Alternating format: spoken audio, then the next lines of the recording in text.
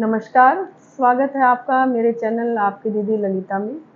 तो मैं आज आपको बताऊँगी कि हमें ये जो पुरुषोत्तम मास लगा हुआ है, इसमें हम गीता का पाठ करें, तो हमें उससे क्या-क्या फल मिलता है और गीता के पाठ करने से किन लोगों को कैसे गति हुई, किस तरह ज्ञान हुआ, किस तरह उनको मतलब अगले जन्म में भी मुक्ति की प्राप्ति हुई। तो देखिए, मैं आपको कोई अध्याय नहीं सुनाऊँगी गीता के, मैं आपको अध्यायों का महत्व बताऊँगी कि इन पाठों को किसने किया। लक्ष्मी जी से को श्री विष्णु जी बता रहे हैं कि भी इन अध्यायों का पाठ करने से किन-किन लोगों को ज्ञान प्राप्त हुआ। तो उसी संदर्भ में आज मैं आपको ये बताऊँगी।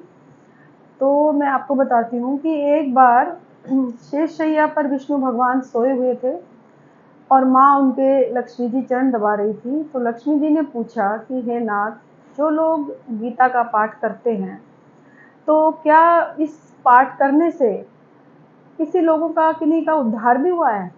तो भगवान कहने लगे कि हे प्रिय, मैं आपको इस संदर्भ में एक कथा सुनाता हूँ। तो भगवान विष्णु उनको एक कथा सुनाने लगे। कहने लगे कि किसी गाँव में एक ब्राह्मण रहता था।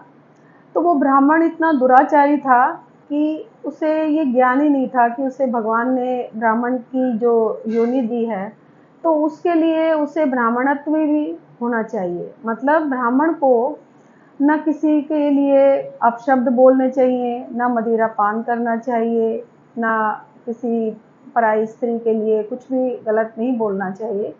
तो हमारे ये होना तो हर एक के लिए चाहिए, लेकिन ये मैं कथा जो बता रही हूँ ये सतयुग की है, तो खाली सिर्फ वेद शास्त्र पढ़ने से ही कोई ब्राह्मण नहीं हो जाता, उसको अमल करने की भी ज़रूरत होती है। तो भगवान यही बता रहे हैं कि जो वो ब्राह्मण था, वो बहुत ही दुराचारी था। तो उसे कोई घर के काम, घर की कोई ज़िम्मेदारी का कोई एहसास नहीं था। तो वो ब्राह्मण क्या करता कि सिर्फ़ अपना पेट भरने के लिए पत्ते इकट्ठे करता और उनको बेचता, और जो खरीदने वाले लोग होते, उनके यहाँ जो पशु थे, वो उनके लिए, अपने पशुओं के लिए उस पत्तों को खरीदते थे।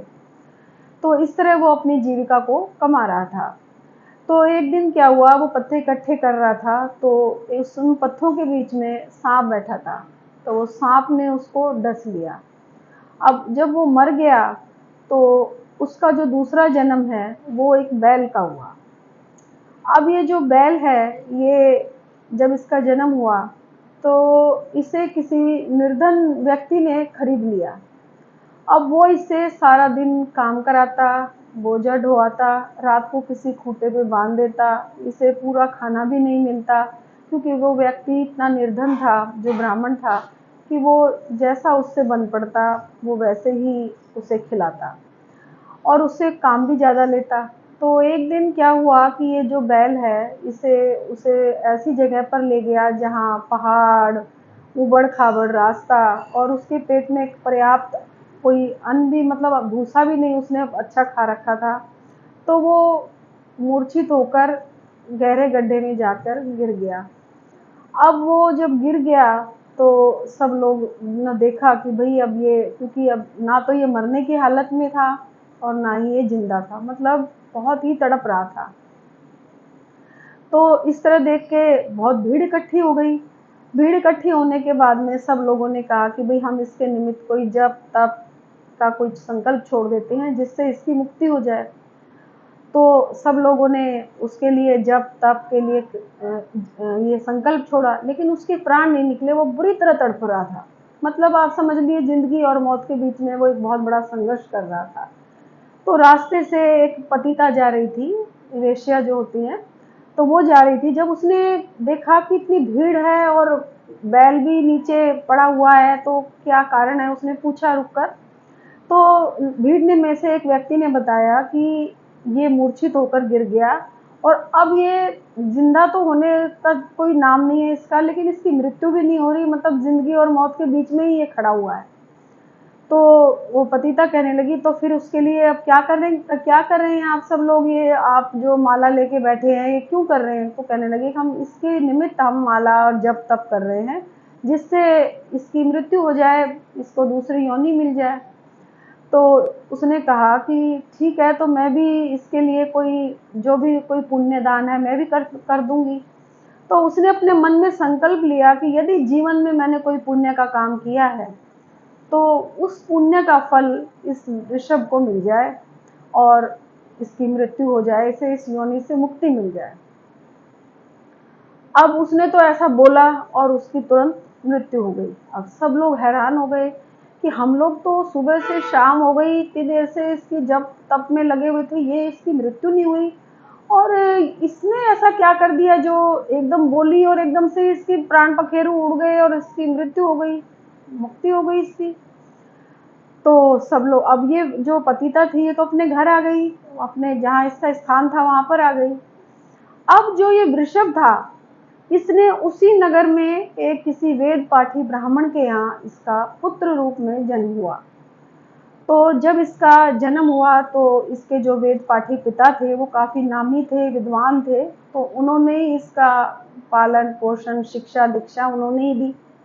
अब जब ये बालक युवा हो गया तो इस बालक ने अपने, क्योंकि इसको पिछले जन्म की सारी बातें स्मरण थी, और इस बालक ने ये अपना मन में संकल्प किया कि मैं उस पतिता को जरूर ढूंढूंगा जिसने मुझे इतने उस वृषभ की योनि से मुक्ति दिलाकर और इतने अच्छे वेद पाठी ब्राह्मण के यहाँ मेरा जन्म कराया।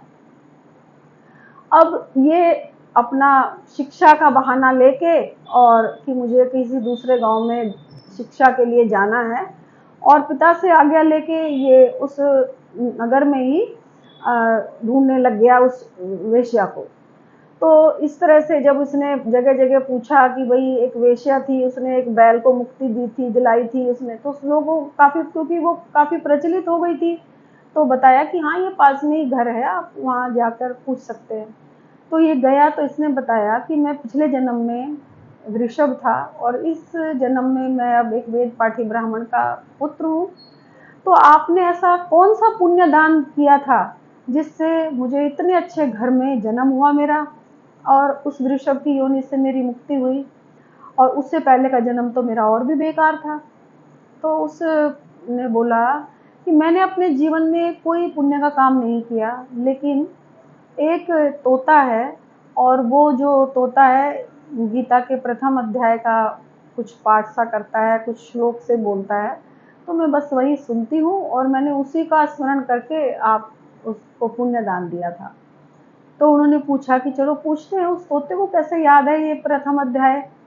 तो उसने आके ये दोनों वेश्या और ये ब्राह्मण का पुत्र दोनों इसके तोते के पास आए।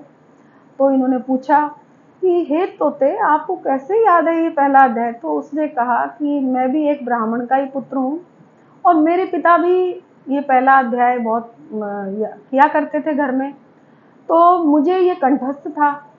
तो मैं फिर जो साधु संत थे जो गीता का पाठ करते, तो मैं उनका अपमान करता, मुझे मतलब अपने ऊपर इतना घमंड हो गया कि मेरे से बड़ा विद्वान कोई है ही नहीं, तो इसीलिए मैं उनका घमंड, उनको अपमानित करता। तो एक संत ने मुझे श्राप दे दिया कि जा तुझे शुक की योनि मिले, मतलब तोते की योनि मिले।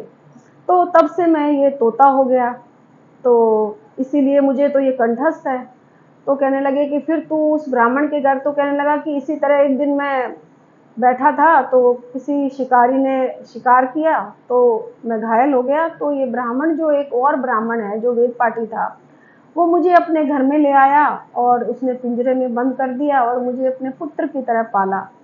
अब ये ब्राह्मण भी गीता का पाठ किया करता था तो मैं भी साथ साथ बोलता, तो मुझे और अच्छा मौका मिल गया गीता का पाठ करने का। तो एक दिन उस ब्राह्मण के यहाँ चोर घुस गए, तो अब वो ब्राह्मण निर्धन था, उनको कुछ मिला ही नहीं, तो वो पिंजरे में जो मैं बैठा था, मेरा पिंजरा उठा के वो इस पतिता के यहाँ छोड़ गए, क्योंकि वो उनमें से जो एक चोर था वो उस पतिता का प्रेमी था। तो ये तोता जो था बहुत मीठा बोलता था, तो वो इस पतिता के यहाँ छोड़ गए। और ये जो पतिता जब भी नहा धोकर बाहर आती तो मैं अपना बोलना शुरू हो जाता, तो ये भी सुनती, इसे भी अच्छा लगता। धीरे धीरे इसका मन भी पवित्र हो गया और इसने भी अपने जो बुरे कर्म थे ये छोड़ दिए और ये अपने अच्छे कर्मों में लग गई, ये भी पूजा पाठ करने लग गई। तो इसी तरह उन्होंने अपना जो जीवन है वो सफल बनाया। तो इसी लक्ष्मी जी से विष्णु भगवान कहने लगे कि हे प्रिय, देखो उसका जो पहला जन्म था वृषभ से पहले, वो कितना दुराचारी था। दूसरा जन्म उसका वृषभ का हुआ।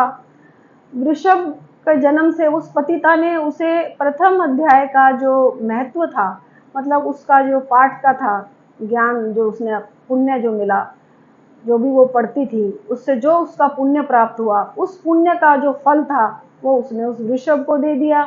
वृषभ को फल देने से वो एक वेद पाठी ब्राह्मण के यहाँ उसका जन्म हुआ। फिर उसका जन्म होने के बाद में वो कितना विद्वान और कितना योग्यवान वो बन गया। मतलब कितना कहाँ से जन्म और कहाँ से क्या।